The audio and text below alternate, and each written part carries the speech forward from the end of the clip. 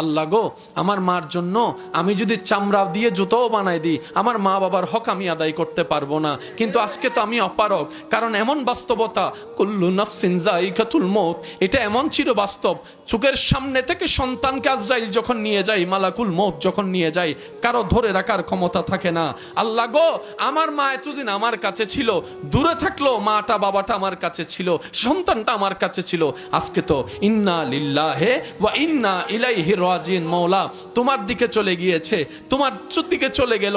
আল্লাহ, আমার মার জন্য আমি কিচ্ছু করতে পারি নাই, বাবার জন্য কোনো অবদান রাখতে পারি নাই, সন্তানের কোনো সেবা করতে পারি নাই। আল্লাহ, আমি দোয়া করছি সন্তান হয়ে, আল্লাহ আমার মা আমার বাবাকে তুমি ভালো রাখিও, শান্তিতে রাখিও, দয়া করিও সেই রকম যেভাবে আমার উপর দয়া করেছিল, মায়া করেছিল ছোট্ট অবস্থায়।